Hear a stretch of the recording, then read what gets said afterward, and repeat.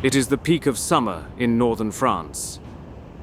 The year 1214, a time which saw a historic struggle between King Philip II Augustus of France and a grand coalition assembled by Otto IV, the excommunicated Holy Roman Emperor, which would decide the future of medieval Western Europe.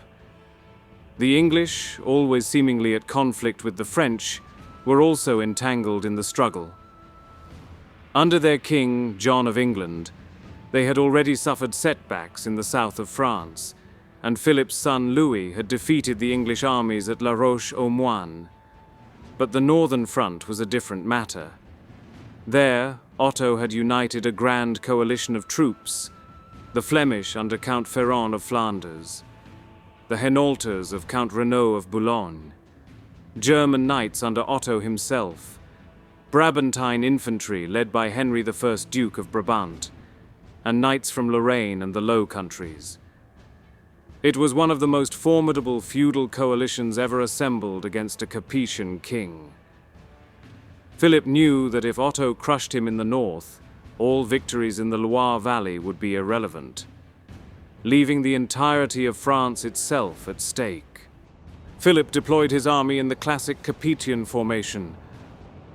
On the French right wing, Eudes of Burgundy and William de Bar, they commanded experienced heavy knights at the rear, with mounted sergeants at the forefront. They were tasked with facing the notorious and volatile Renaud of Boulogne. The French center, led by King Philip Augustus, he commanded royal household knights. In front of the king and his knights were over 2,000 infantry from the towns of the Île-de-France and Normandy. These were men-at-arms and heavy sergeants. The oriflamme of Saint-Denis was raised above them. Here they would meet the German cavalry under Otto IV. On the French left wing, Robert of Dreux, supported by Count William of Ponthieu.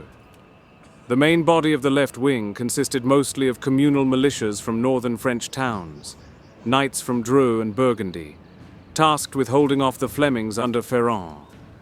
Lastly, 150 sergeants-at-arms guarded the bridge of Bouvines, the only means of retreat across the marshes. Emperor Otto IV arranged his coalition in a similar fashion to that of the French.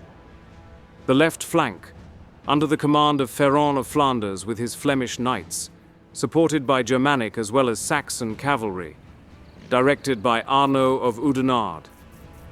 The center was under the command of Otto and Theobald, Duke of Lorraine, Henry, Duke of Brabant, and Philip Courtenay, Marquis of Namur.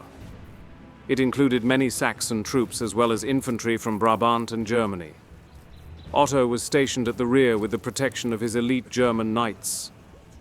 The right flank, under the command of Renaud de Damartin, included Saxon and German long pike infantry. They were supported by English knights, the latter under the command of the Earl of Salisbury, William Longespay. The pike infantry had formed into a defensive circle formation, with the idea to allow the English cavalry to ride and strike the enemy, then swiftly return within the safe perimeters of the pike formation. The Allied coalition had arrived to the battlefield in disorder. Their arrival had been rushed. Men were out of breath. But the coalition believed its numerical advantage, especially in heavily armored cavalry, would overwhelm the Capetian forces before they could solidify. The struggle for control over France would unfold.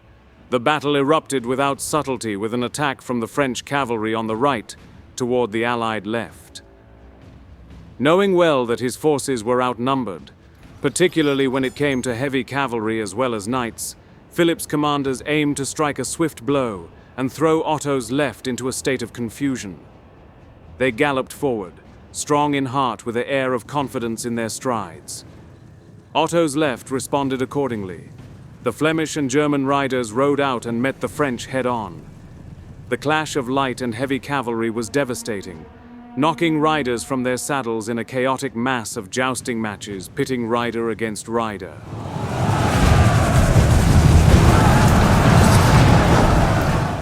The Allied left had successfully met the French charge with equal force, subsequently slowing the French attack in its tracks.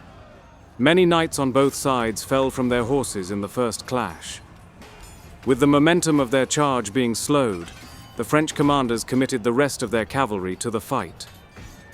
They carried out a continuous series of charges, which gave them enough overwhelming strength to force the German and Flemish cavalry to give ground. The French were better organized compared to the more loosely formed Flemish knights.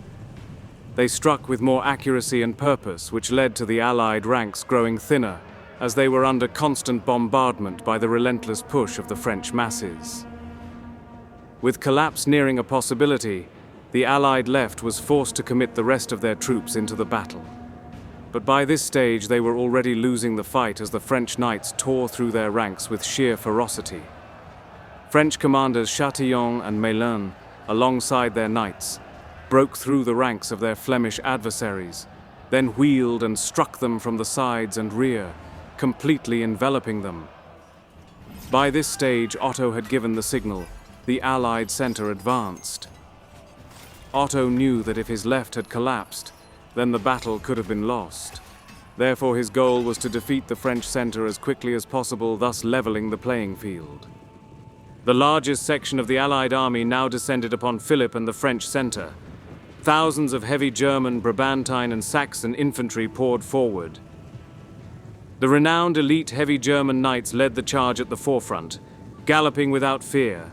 As they edged closer to Philip's lines, they lowered their lances towards the French militia infantry, confident that the impact from their shock charge would carve a vicious wedge right through their lines, allowing Otto's infantry to swoop in and deliver the killing blow.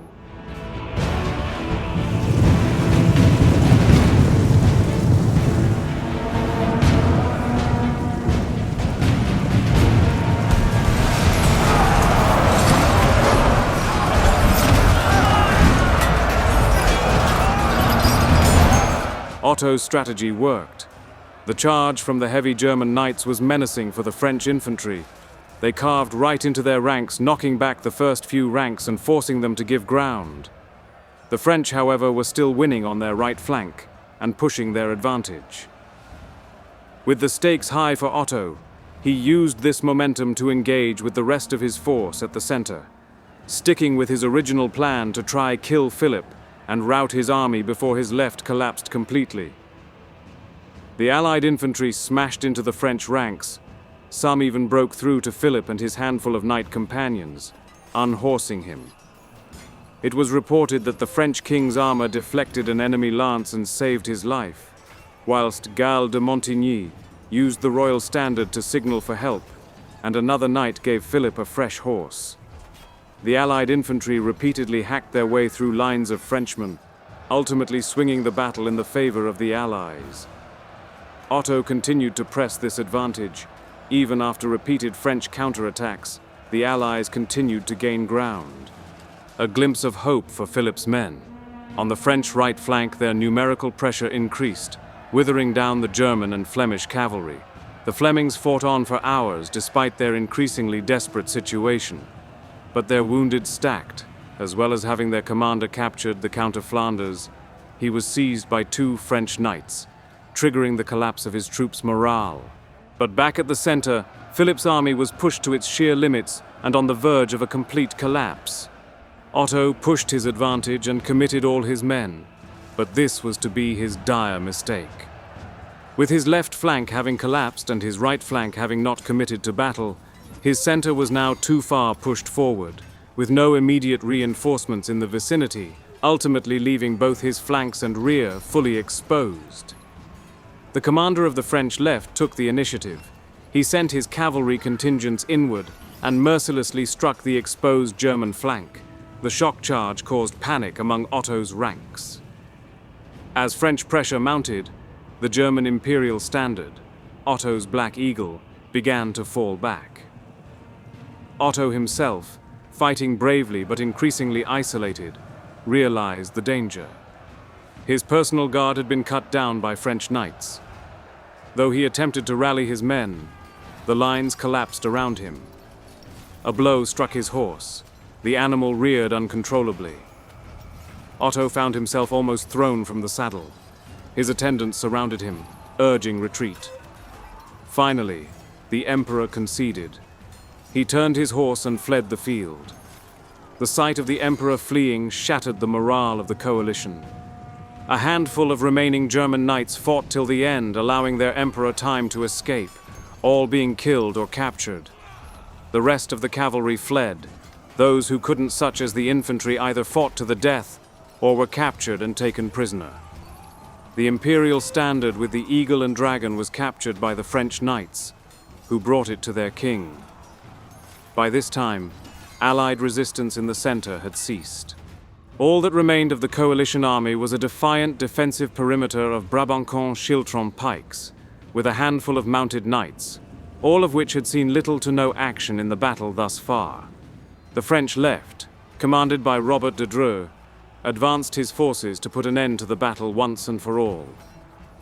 In the midst of the main engagement at the center, Robert's forces were pressed by men led by the English commander William Longespay, who himself was unhorsed and taken prisoner.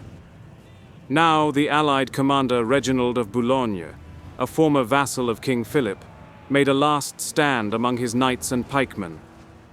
He had formed the Schiltron into a ring of defensive spikes that would have made it extremely difficult to penetrate. Reginald, alongside his few remaining knights and cavalry, made repeated sorties against the oncoming French, but were overwhelmed by the much larger force, most being killed in the fighting. Reginald, however, was able to escape inside the safety of the pike formation and mount one last defense. The Brabantine soldiers fought bravely in their Schiltron, but the numerical advantage was too severe. They were crushed where they stood. By late afternoon, the battlefield belonged wholly to the French. The coalition army lay shattered. Count Ferrand of Flanders was captured. Count Renaud of Boulogne was captured. Otto IV fled the field, soon stripped of imperial authority. Thousands were dead or prisoners. The French losses were far smaller but still significant. As the coalition remnants scattered, Philip Augustus stood among his men, weary but victorious. The oriflamme still flew high,